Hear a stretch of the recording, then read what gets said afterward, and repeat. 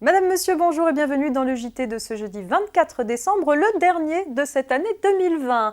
Et nous nous intéresserons aujourd'hui au crédit d'impôt emploi d'un salarié à domicile, à la sanction du géoblocage injustifié et aux questions-réponses sur le dialogue social. C'est parti.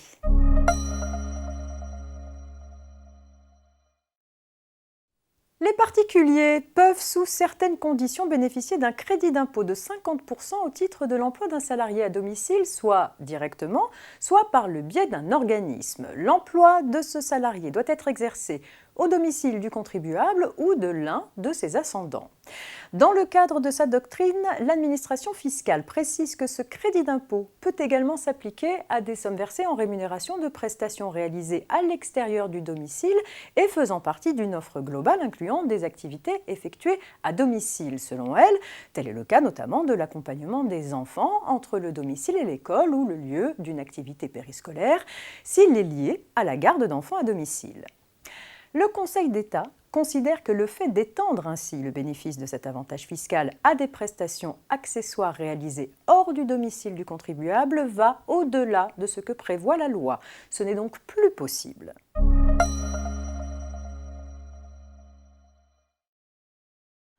Sanction du géoblocage injustifié à présent. Depuis le 3 décembre 2018, il est en principe possible d'acheter des biens et des services sur un site en ligne basé dans un autre pays de l'Union européenne, dans les mêmes conditions que les clients domiciliés dans ce pays.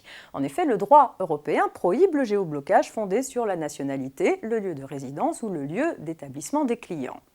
2 ans plus tard, pour se conformer au droit européen, le droit français rend cette interdiction plus effective en sanctionnant le blocage géographique injustifié. Une loi du 3 décembre 2020 interdit ainsi aux professionnels pour des motifs liés à la nationalité, au lieu de résidence ou d'établissement du client, de bloquer ou limiter son accès à un site en ligne ou de le rediriger sans son accord express vers une version différente du site.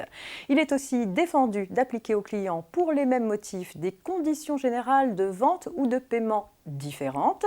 Le professionnel qui enfreint ces interdictions encourt une amende administrative pouvant aller jusqu'à 15 000 € pour une personne physique et 75 000 € pour une personne morale. Un dispositif similaire est également instauré pour lutter au niveau national contre les pratiques de géoblocage injustifié visant les consommateurs des régions d'outre-mer de la part de professionnels installés en métropole.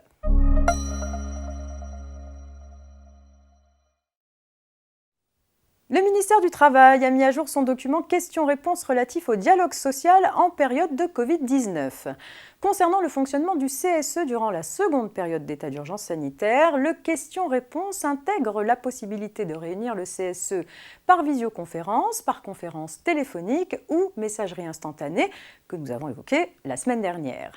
Il indique aussi que lorsque les représentants du personnel considèrent que les moyens de communication à distance sont inopérants ou insuffisants, l'employeur doit leur fournir un justificatif de déplacement professionnel permanent afin de leur permettre de se déplacer librement dans l'entreprise.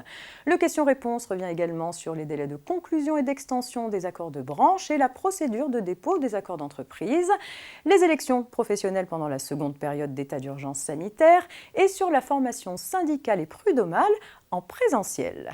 C'est la fin de cette semaine de JT, préparée par la rédaction de la revue fiduciaire, JT qui reste évidemment disponible en podcast sur rfplay.fr. Pas de JT demain vendredi, jour de Noël, ni pour les 2 prochaines semaines, le service des JT étant suspendu pour la période des fêtes. J'en profite donc pour vous remercier de votre fidélité au quotidien et je vous donne rendez-vous dès le lundi 11 janvier pour la reprise des JT. D'ici là, ne manquez rien de l'actualité juridique en restant connecté à l'ensemble de nos réseaux sociaux ou encore à MyActu. Très bonne fête à toutes et à tous et prenez soin de vous.